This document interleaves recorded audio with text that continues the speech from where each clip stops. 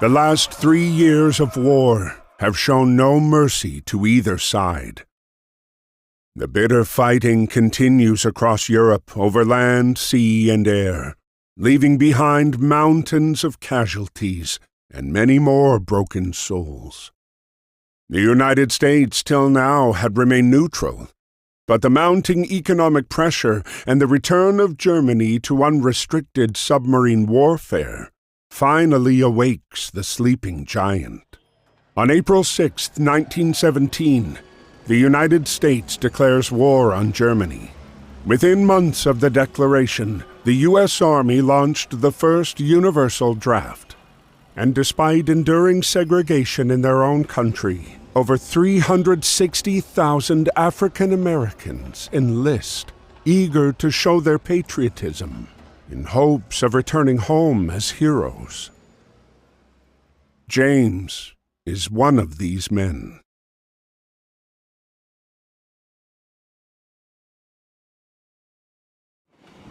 Dear Brother James, I hope this letter finds you well and that working at the docks is not too backbreaking. It's good to receive news from you and from home. Keeps my mind off of the war. We wallow in the trenches, in the mud among the rats and the dead bodies, afraid that if we stand tall, we might catch a bullet. But if you take anything from my letter, I want it to be this. Do whatever you can to stay away from this madness. You followed me everywhere when we were kids. But please, don't follow me here, James. There is nothing here but misery and death. Be safe and stay home. Freddie.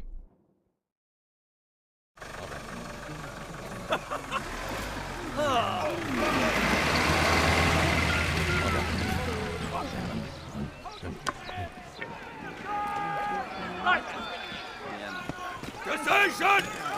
Ready! Undertaken! Ready! Now! Get weary! Now!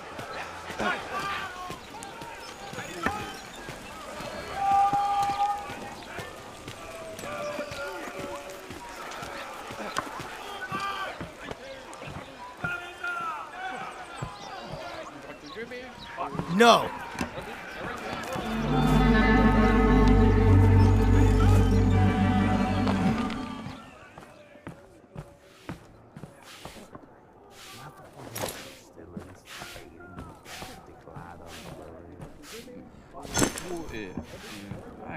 Up! Up! Up!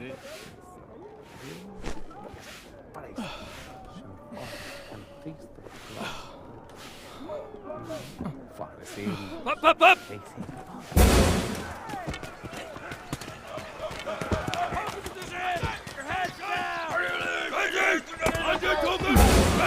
To down!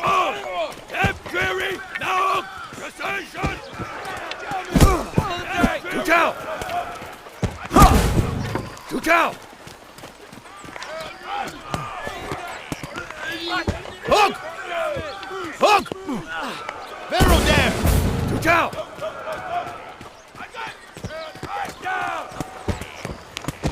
No poor rookie shot! Up, up, up! To down!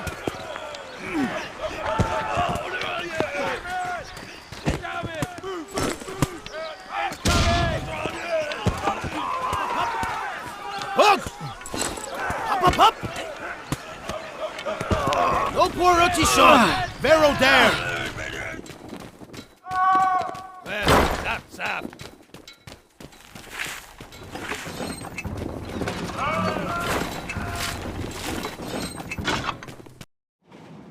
Dear Freddie, it's good to hear from you. Sorry to disappoint, but it looks like I'm following you around again. I've already enlisted with the 15th New York National Guard Regiment, or the old 15th, as they call us. We're done with our training and on our way to the front. We'll sail from New York to France. We're on our way to help you win the war. But don't you worry about me. I can take care of myself just fine. Your little brother, James. April 9th, 1917, Vimy Ridge. This geographic stronghold, held by the Germans since the early days of the war, remained impenetrable. In the latest attempt to break through the German defenses, ground forces were ordered to team up with the British Royal Flying Corps.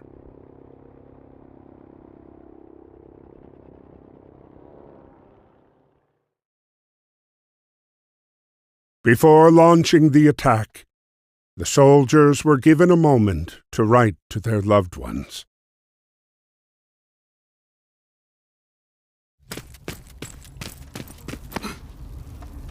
Aim.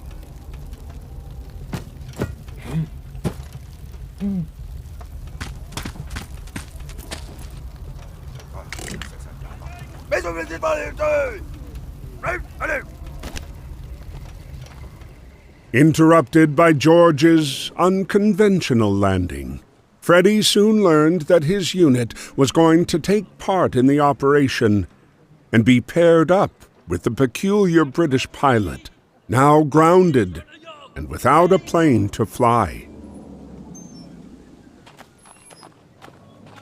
10 hot! Oh!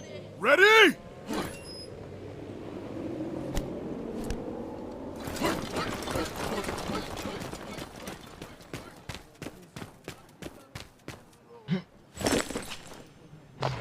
RG!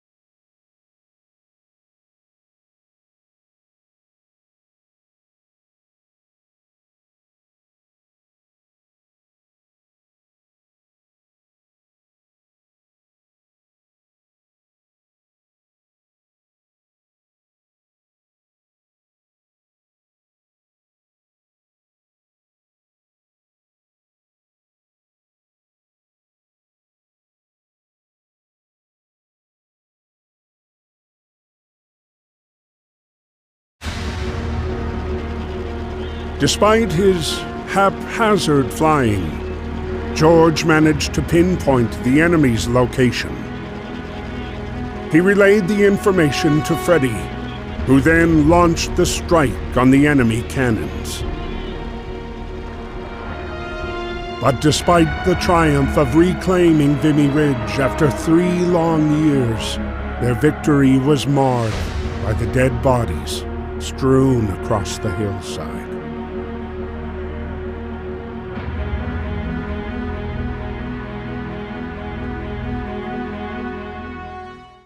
While Europe was torn apart by war, the U.S. had begun a massive mobilization in what many believed could permanently change the tide of the war. Aboard the USS Pocahontas was a racially segregated unit. The Old 15th, made up almost entirely of African American soldiers. These men were sailing to Europe, ready to put their lives on the line, to prove their love for a country that didn't always love them back. Dear Freddy, we're on our way to France. This is our first night at sea. But don't worry, me and the boys are ready. Speaking of the fellas, I lucked out and I'm getting on good with a fine bunch of them. There's Fidgety Lang Edwards, who never puts down his drumsticks. Jack Harris, our medic from Chicago. Joey Brass is from Harlem and plays a mean banjo. And Chef Caldwell is always cooking up stuff for us. We just have to make sure to get served before B.B. Johnson. Great guy, but he can really put it away. Well, I gotta go now. Practice is about to start and there's no jazz band without a clarinet. Stay safe. We'll see each other soon. Your brother, James.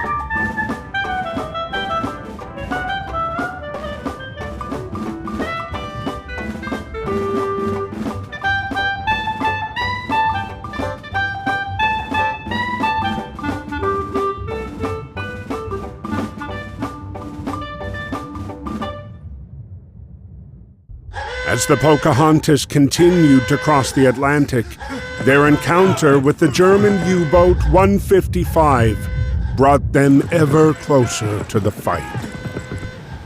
Entering the battlegrounds of the war, their ship was spotted by Ernst.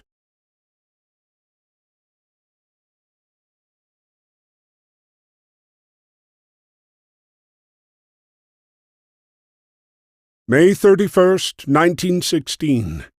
On land, the conflict was bogged down in trench warfare. Neither the Allies nor the Central Powers were able to make significant gains. At sea, Allied forces dominated Germany with a crippling blockade. Determined to stay away from the war, Ernst escaped to the solitude offered by the depths of the sea. It was here below the surface that he scavenged, hoping to eke out a living.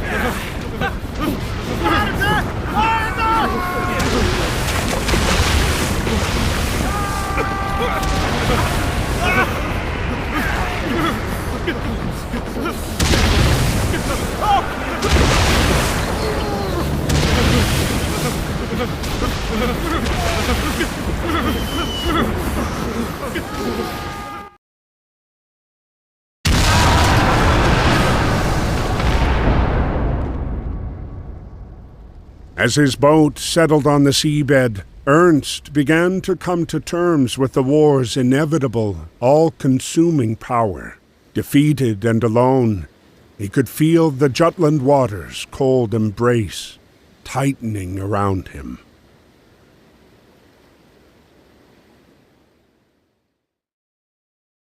Stranded for hours in the aftermath of the Battle of Jutland, Ernst was starting to feel his grip slip away. But when the merchant sailors aboard the submarine, the Germania, came to his aid, they not only saved Ernst's life, they also took him in as one of their own. In them, Ernst found kindred spirits and instantly felt right at home.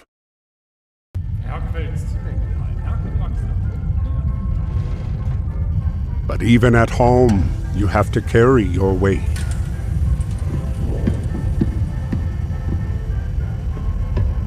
Schnaps und Bams? Schubber, bleib weg!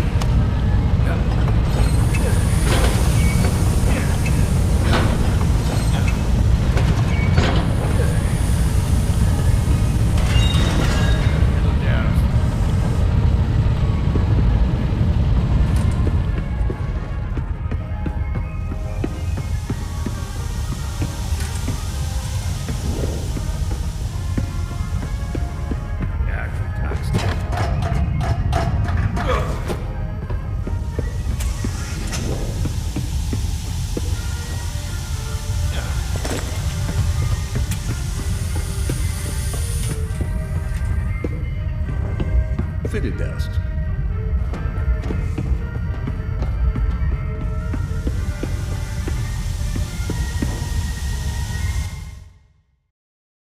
(1916). The U.S. had remained neutral, allowing for business as usual. Despite trade blockades, the few merchant submersibles in existence, like the Germania, were still able to trade with them.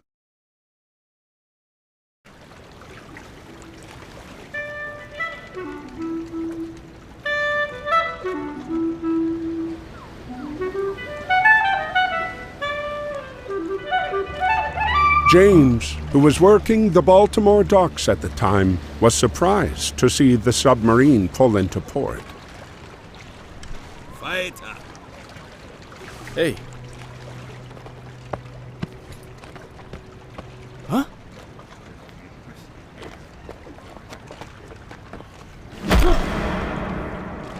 No!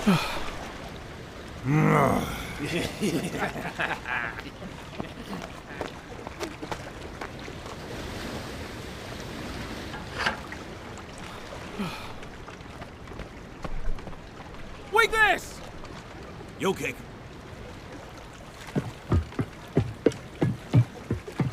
Fitted desk.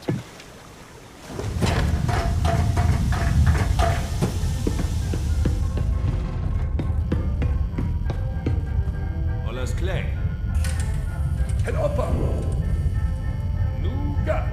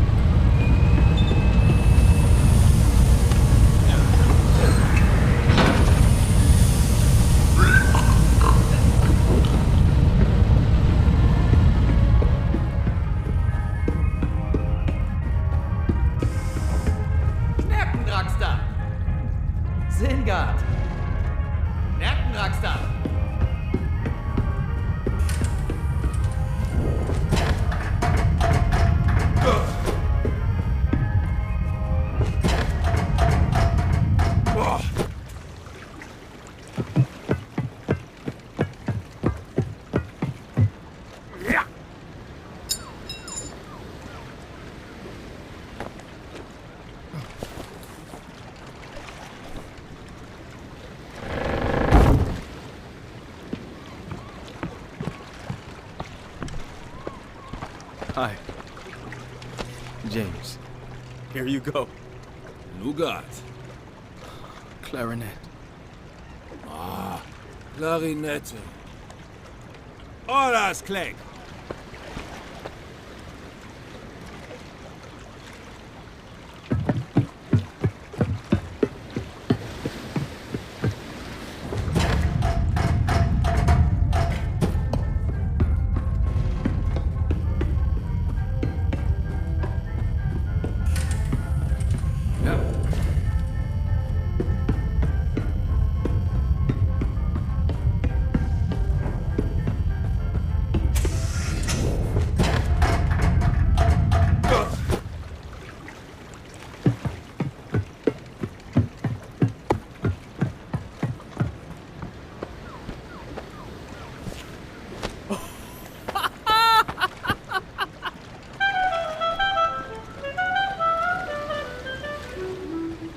Holiday Musiker.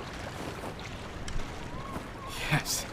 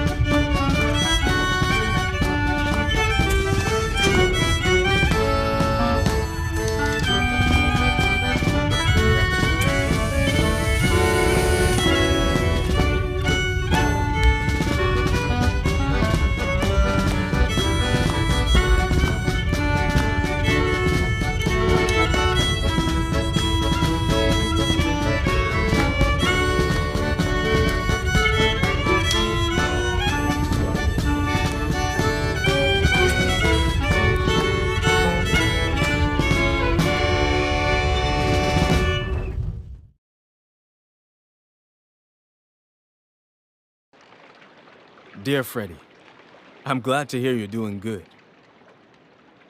I hope you won't be upset with me, what with the war and all, but I recently met a German, and we really had a lot in common. It turns out Ernst is a damn good musician. I'm proud to say he's become a friend. We promised each other that when this war is over, me and Ernst will play together again. I intend to keep that promise. Your brother, James. The Germania's voyage was a commercial success, and her crew returned eager for their next trade. But their triumphant return was interrupted by the German Imperial Navy. As the sole German national aboard, Ernst was conscripted to fight. The submarine, too.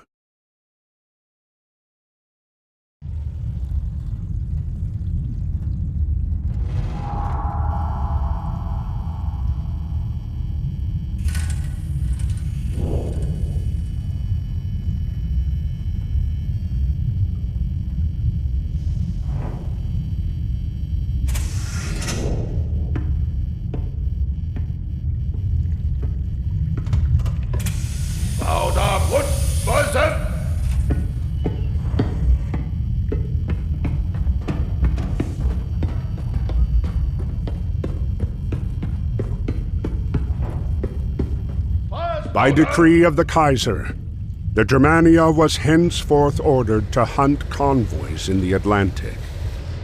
Ernst was faced with a grim choice: torpedo the Pocahontas and kill his friend, or disobey a superior's direct order and risk being put to death.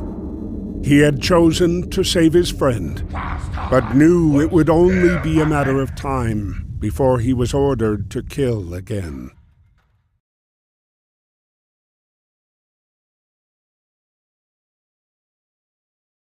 (1917) Saint Manihold Hospital. Doctors and nurses alike tried in earnest to patch up swarms of broken bodies and wounded psyches. Anna, the Belgian nurse, battled every day against the war to save soldiers.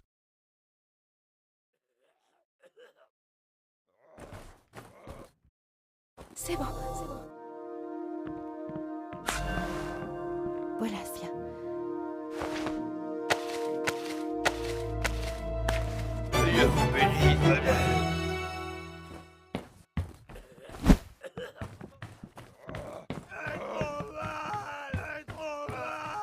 Ça va aller, allez. Pas mieux. Voilà, Sia. Pas mieux.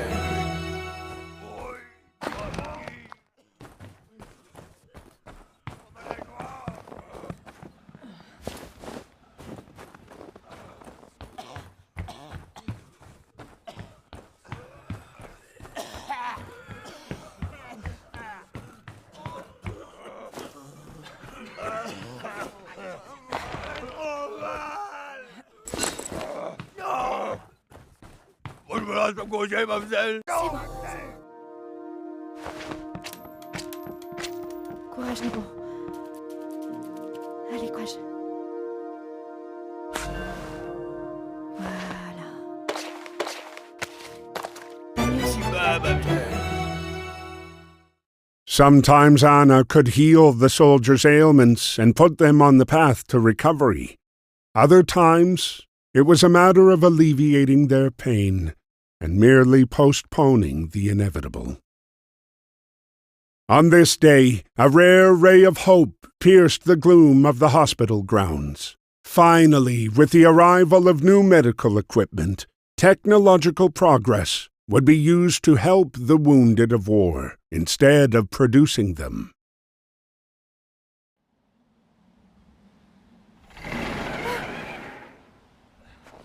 Surprised to see her dear friend again, Anna handled each of the wounded soldiers with care. She couldn't wait to speak with Freddie and catch up on old times.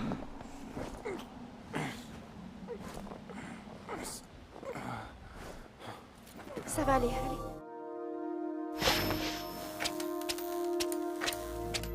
Voilà.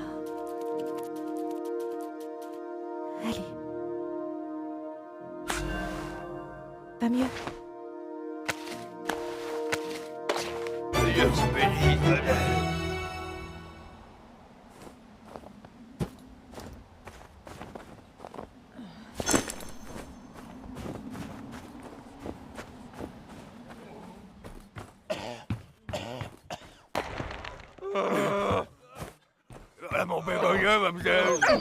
Walt.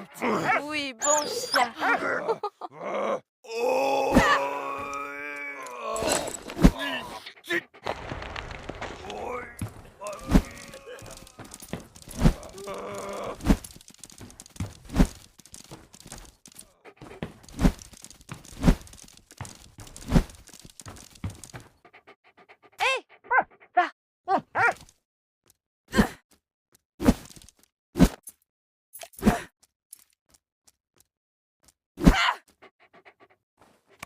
Oui, bon chien.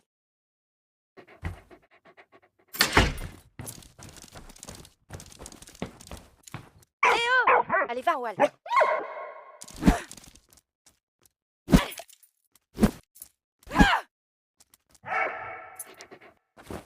Bon chien.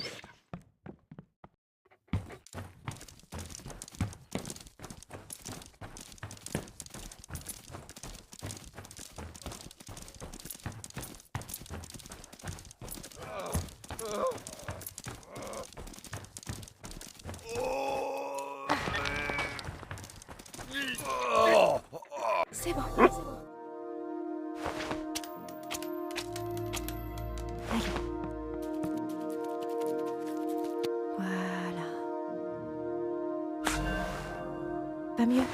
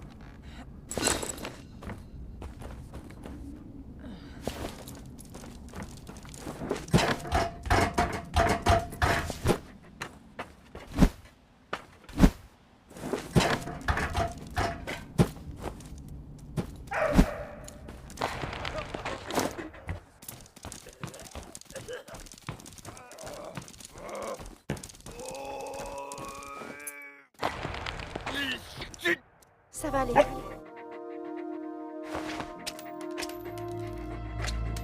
Voilà. Pas mieux. Voilà.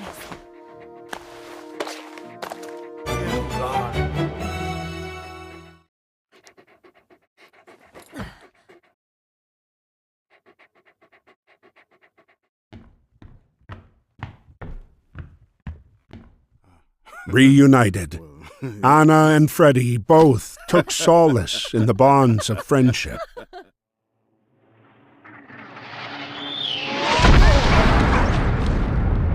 Hearing the bombs fall, Anna knew they had struck the heart of a populated civilian area. Anna!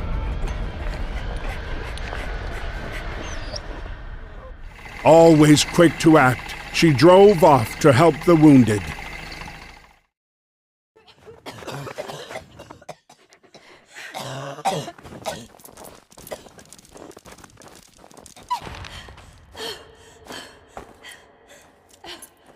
C'est bon.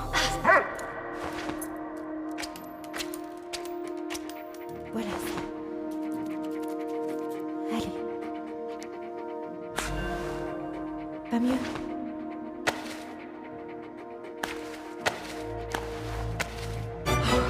Merci.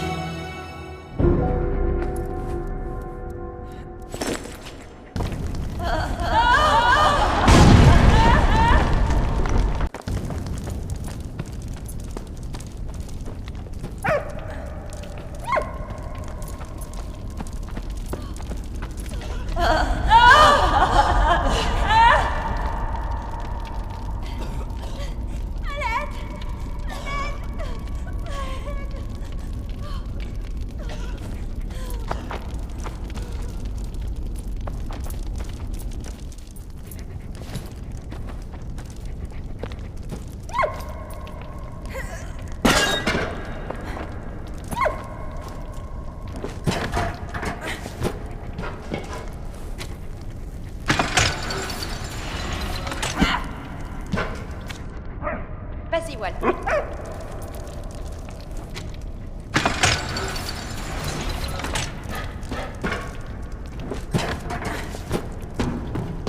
Hé! Allez, va, Walt.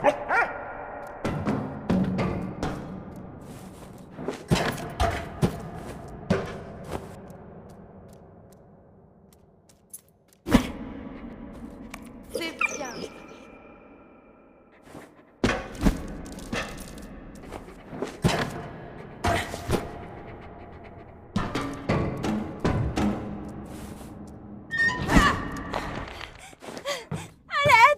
Ça va aller. Allez, courage.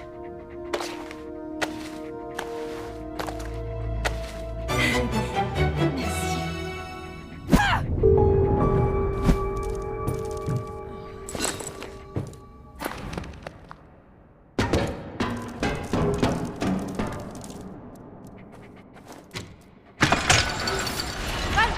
Vas-y, Walt. Allez.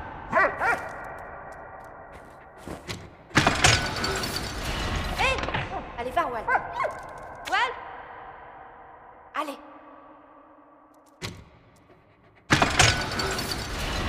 Viens, va.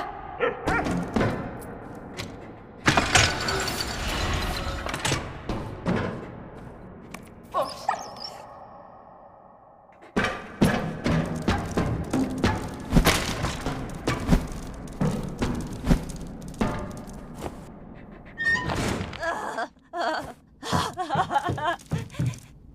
À l'aide!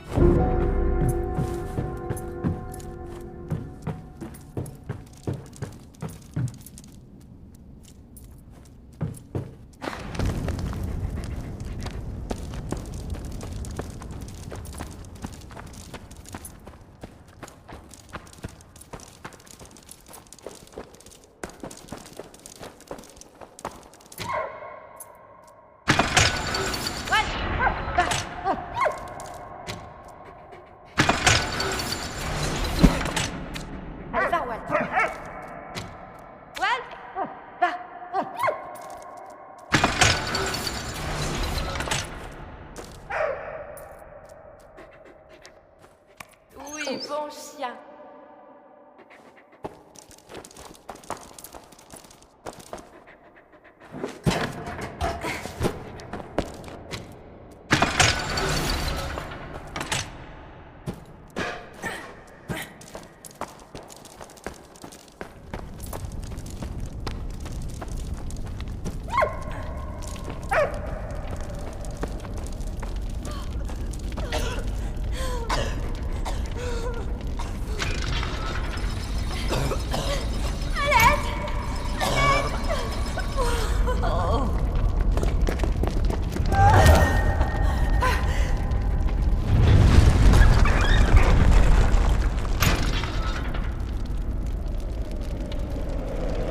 Seeing a Zeppelin creep toward the bombed factory, Freddy feared the worst for Anna. He hopped on his motorbike and raced to join her.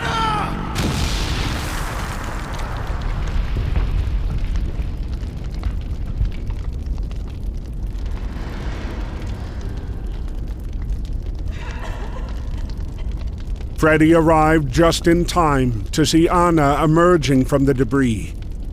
She had once again put her life on the line to save others. December 27th, 1917. The Pocahontas arrived in Brest, France, to a celebratory welcome. Unknown to the Old 15th, the decision had already been made to use them only for combat service support. They were not to see battle.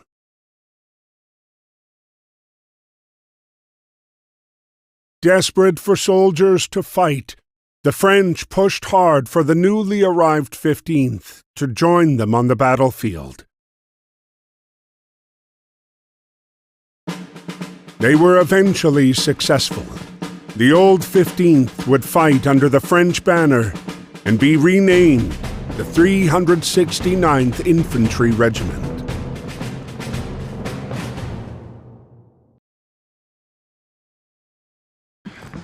The Americans were once again outfitted as soldiers should be, then paired up with a French counterpart. They would now all fight together.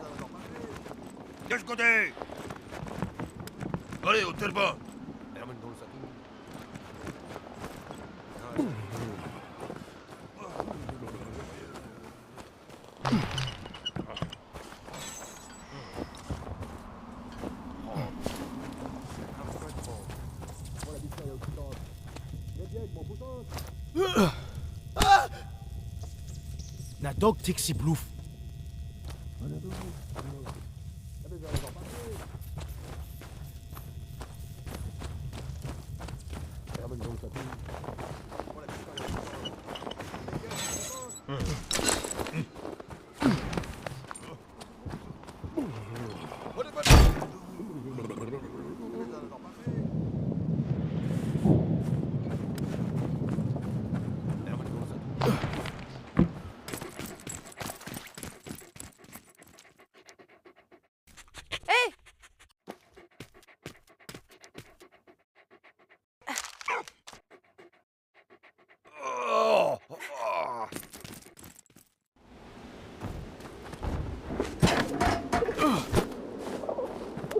Read me to Pato. Deb. The rock tricks you to Pato.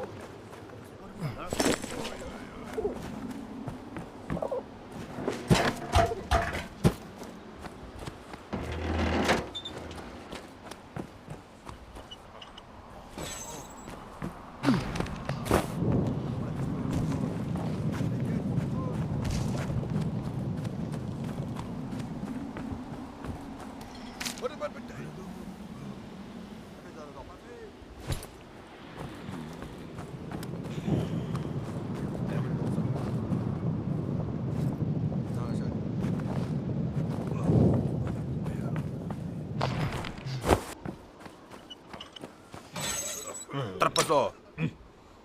Superlo! Trapassò!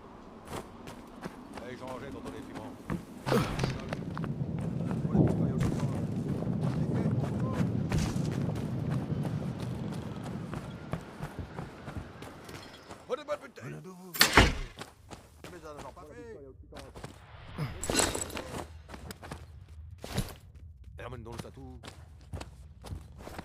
ناشاتو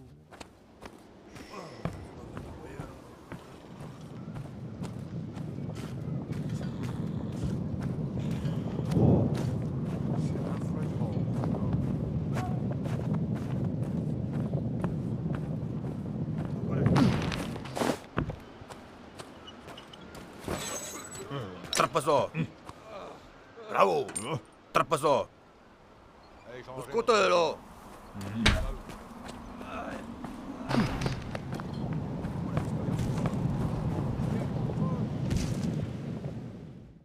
Hi.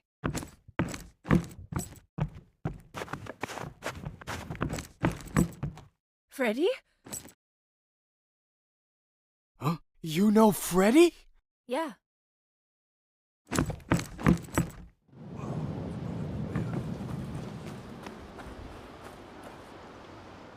For James and Freddie, the long-awaited reunion was a powerful reminder that neither time nor distance can erode the extraordinary bond of brotherhood.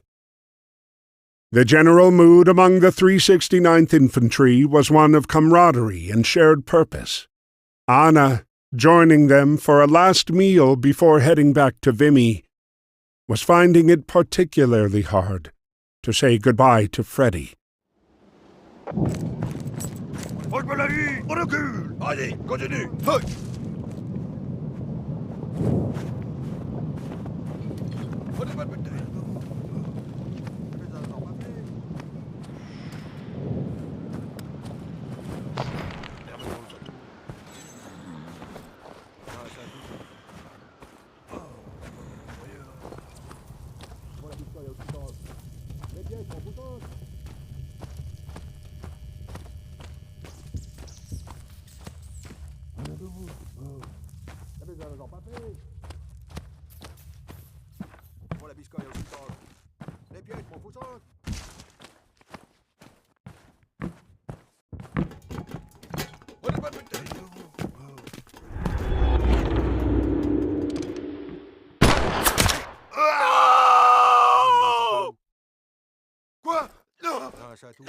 But their renewed optimism was soon dashed.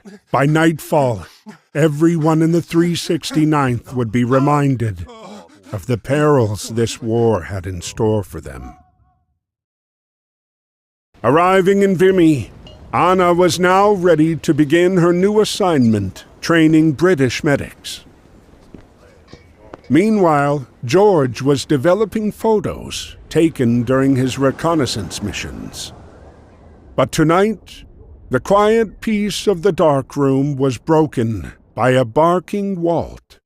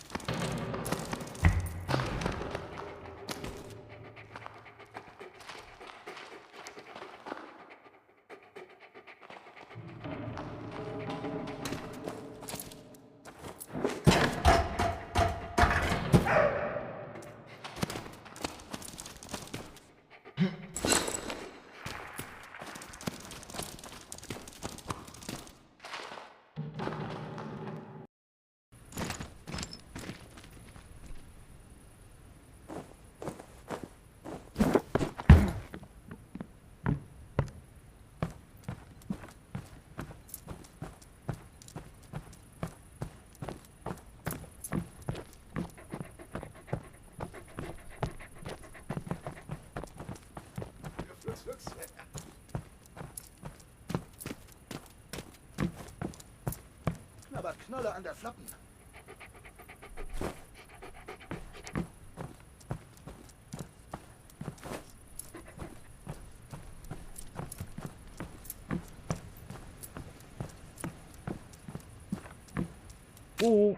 Whoa!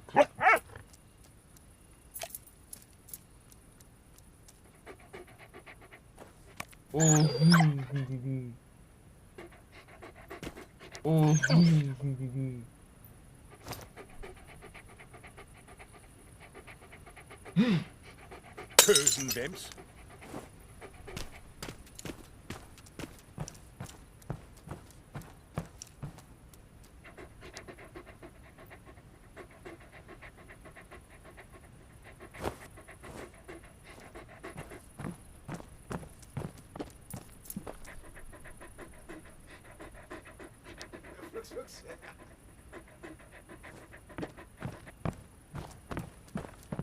Knabber Knolle an der Flappen.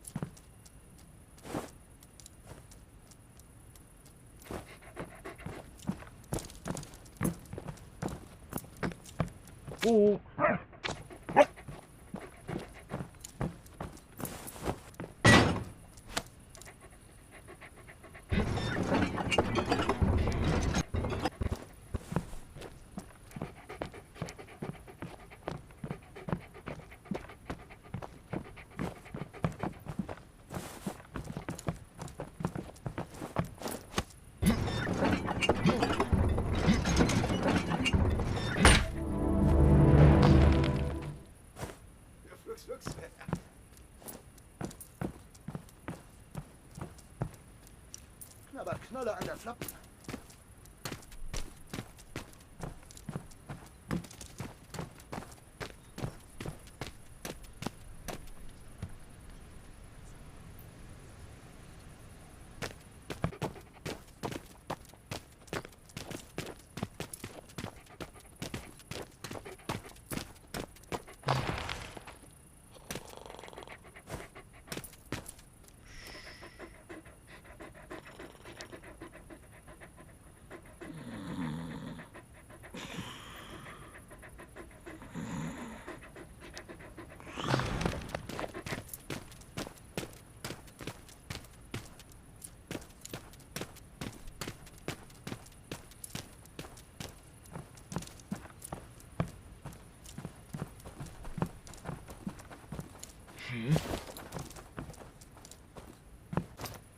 Knaller an der Flappen. Sag mal gleich.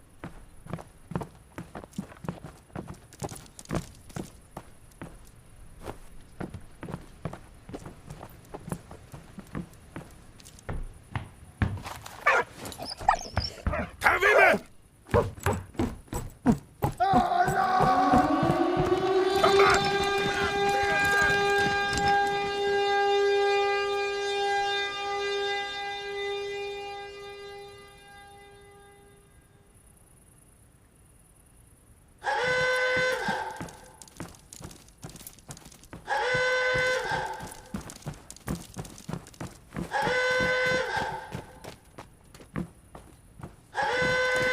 Kerker, Frauenmäusen!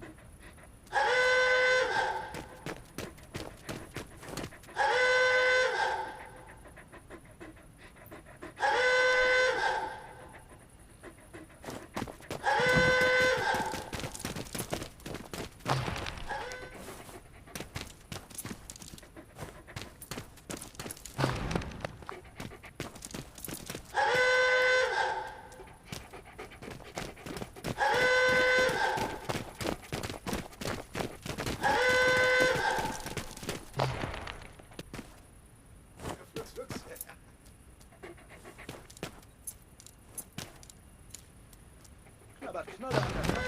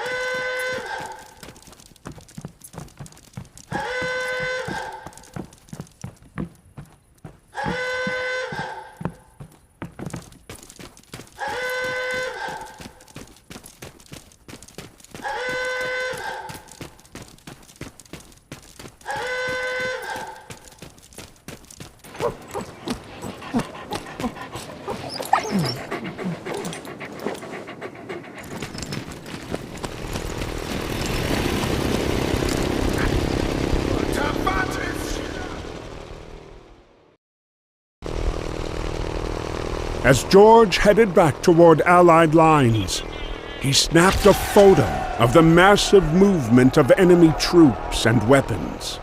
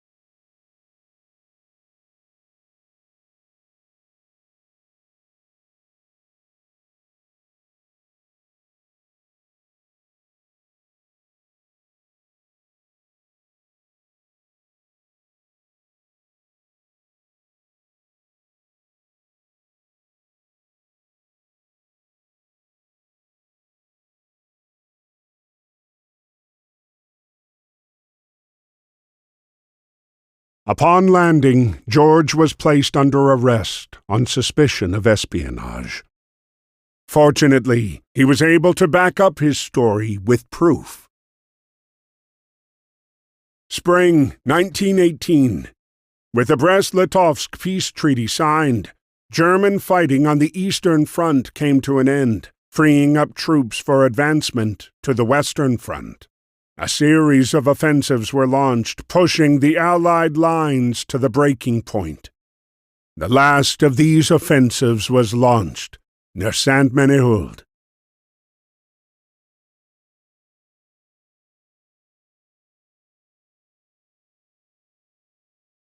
For James and the 369th, the long-awaited opportunity to prove themselves had finally come.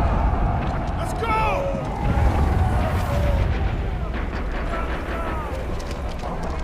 Come on!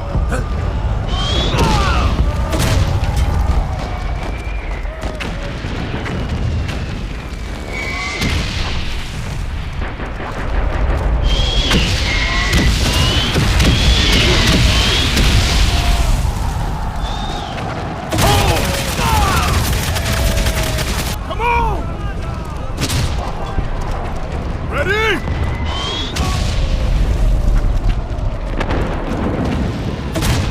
Cútelo. Traspasó. ¡Súperlo!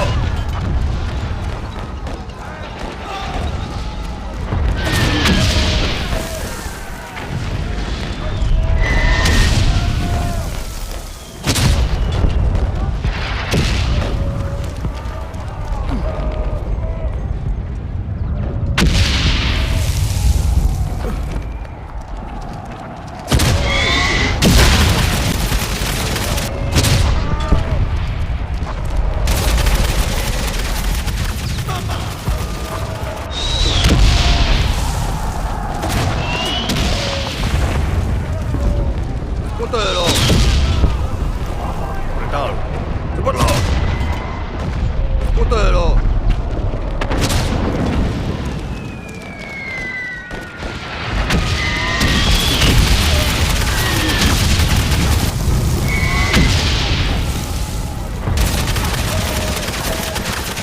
Ready! Narog Trixie! Rip me at Narg! Rip me at Narg! Let's go!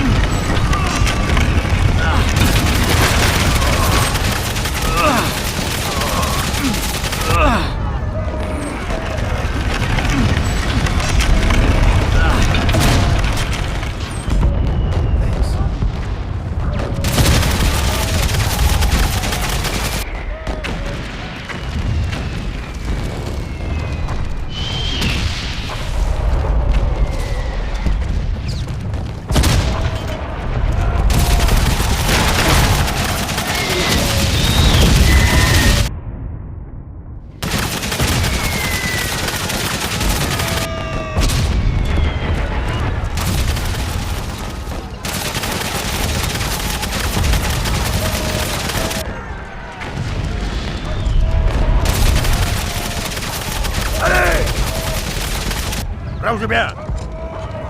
Mène-toi, mène-toi!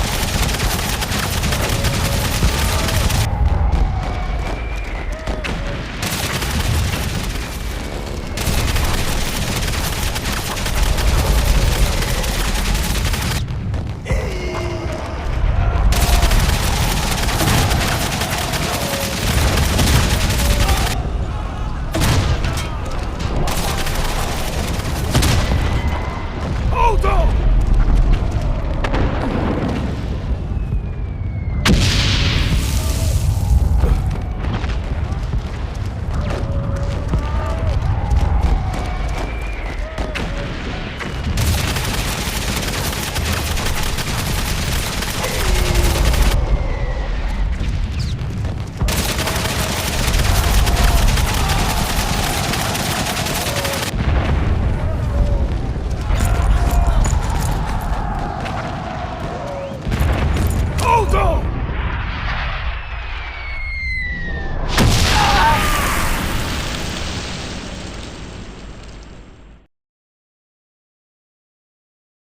Even though they had managed to hold the position, the 369th had paid a heavy price. Before leaving to care for the wounded, Anna made sure to give James and Freddie a long embrace, hoping this would not be their last.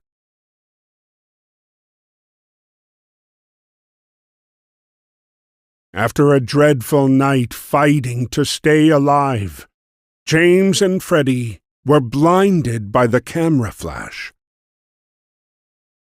Impressed by the troops' accomplishments, the American press gave them the nickname Harlem Hellfighters. Their brand of music was all the rage, earning them an invitation to perform in Paris.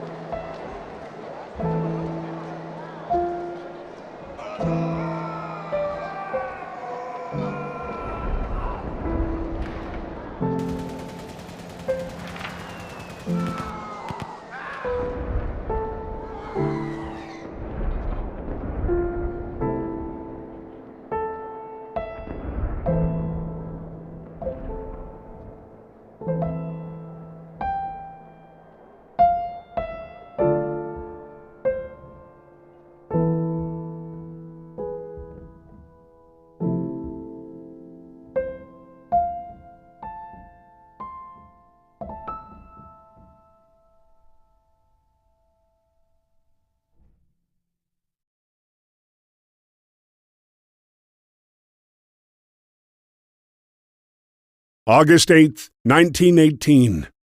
On land, Germany endured its darkest day of war.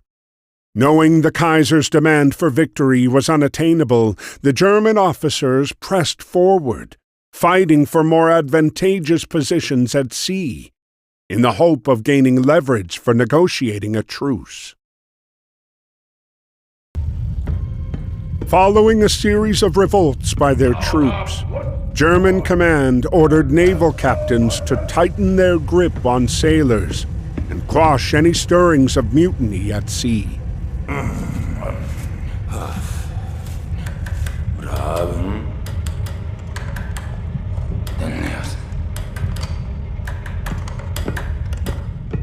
Hearing about acts of insurrection, Ernst felt emboldened and decided he had to deactivate his submarine's torpedoes.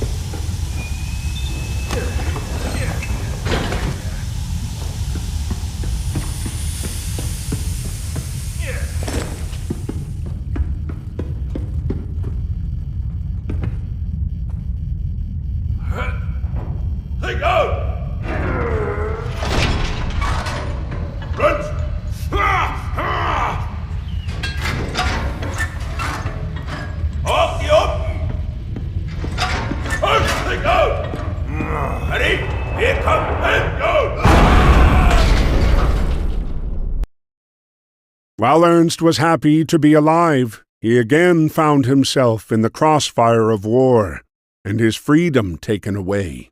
Now a British POW, his only consolation was being able to play his fiddle once more.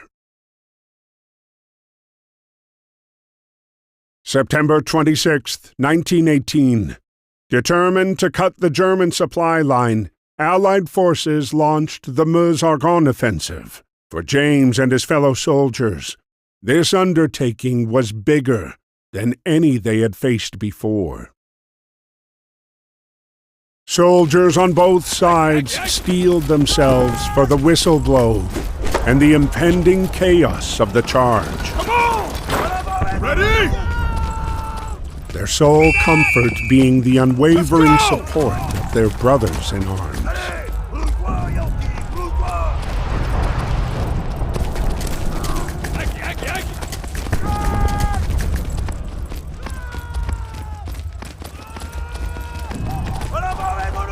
Ready? Let's go!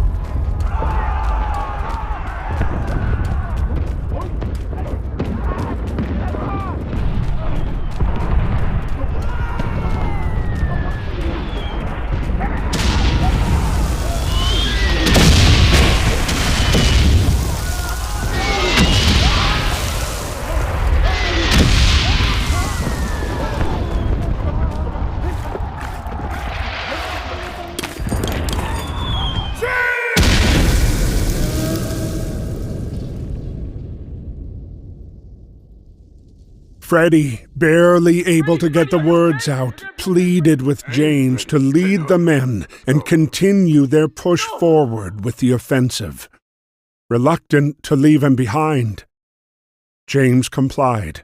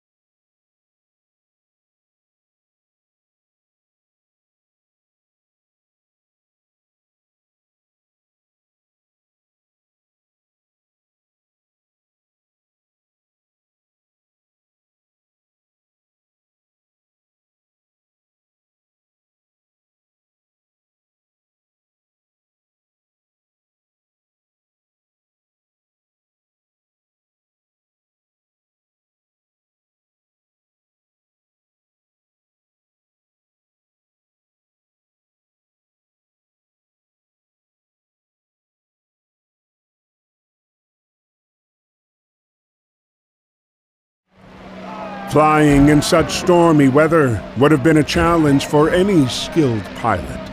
Even so, George had decided to brave the storm and risk his own life to save his friends.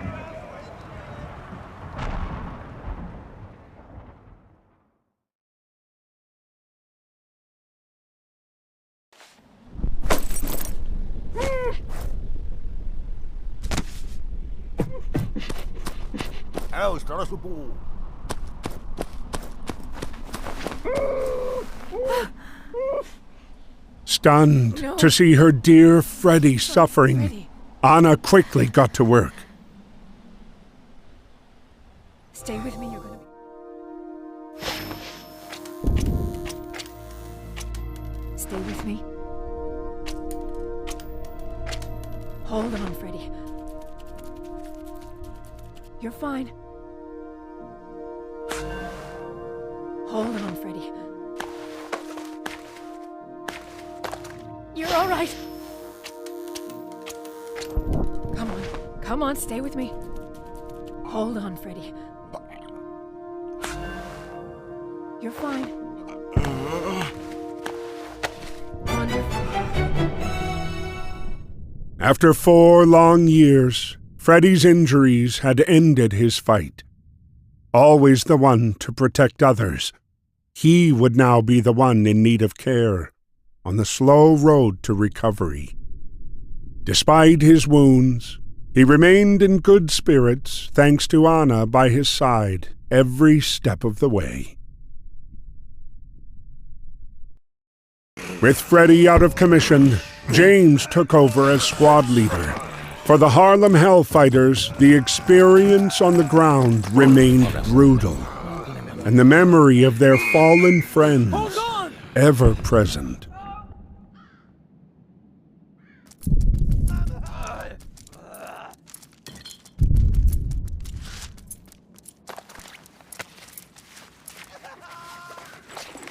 Voilà, métro! Autour les bureaux! Halt! Non! Fini! At that very moment, news of the truce being signed between the German and Allied forces made its way to the front. Anna was sent to relay the good news without delay. Très bien, oui! Première classe! Bureau!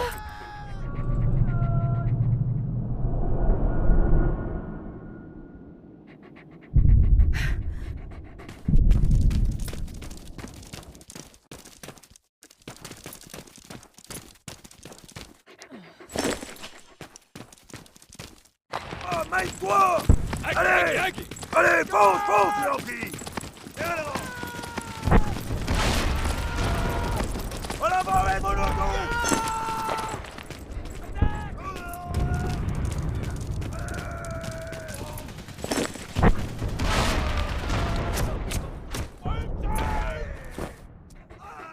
Wal! Allez, va, Wal!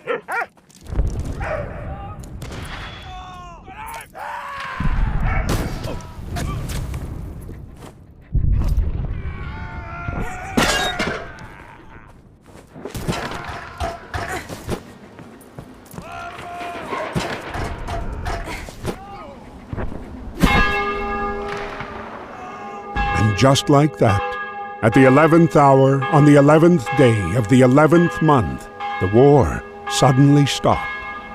Bells rang all over the country, spreading the good news. The war was finally over.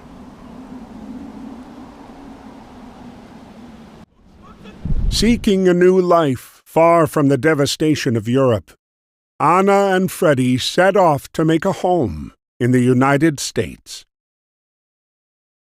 Pending the outcome of the Treaty of Versailles, Ernst was still being held captive in France as a POW, forced to do hard labor.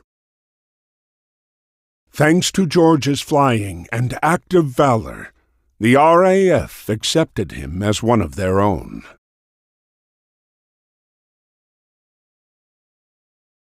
After being duly rewarded the Croix de Guerre by the French military, the Harlem Hellfighters were once again placed under American command.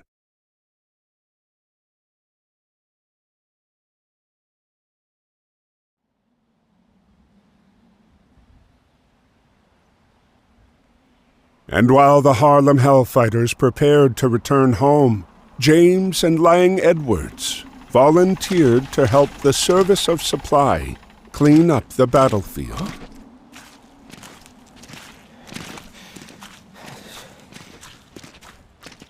Ernst? Ernst! James! Huh? Hey, euer Glas, Leo!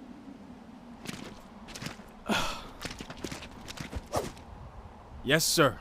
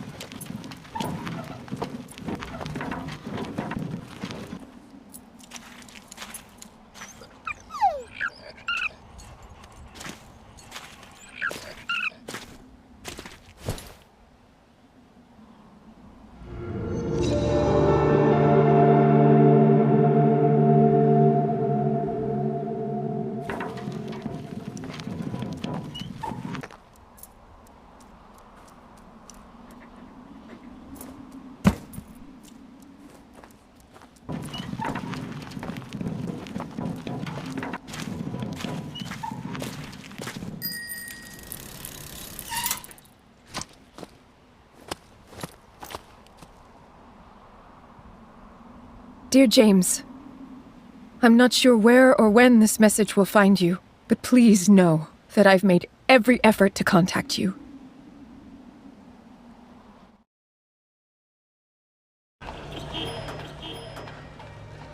The day had started so well. We were on our way to buy furniture for our home.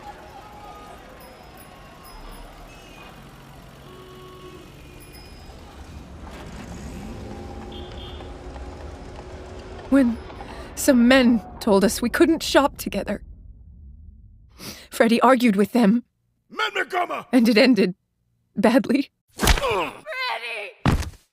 Hold on, Freddie. Come on, Freddie. Don't leave me. No. Hold on. You're all right. You're all right. No. No. Hold on. Come on, Freddie. No. No. Hold on. You're all right. You're all right. No. No.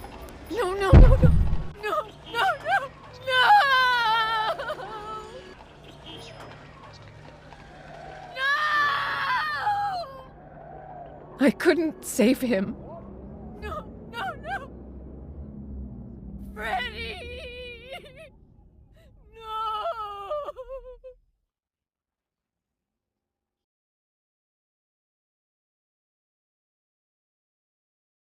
I'm including the letter he intended to mail you.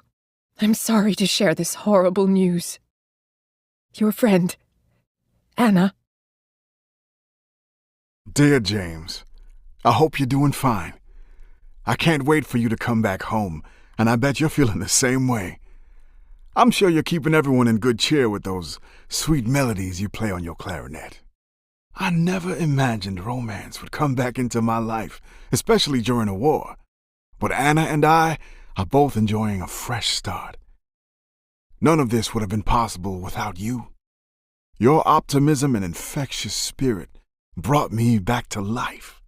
It's also been such a joy to see you mature into the man you've become today. I'm so incredibly proud of you. With all that you've accomplished, I know now there are better days for us, for people who look like you and me. I'm certain that the future you and so many others fought for will become a reality. P.S. I hear there's going to be a parade in honor of those who served during the war. You should be home by then, and I will be right by your side. See you soon, little brother. Freddie.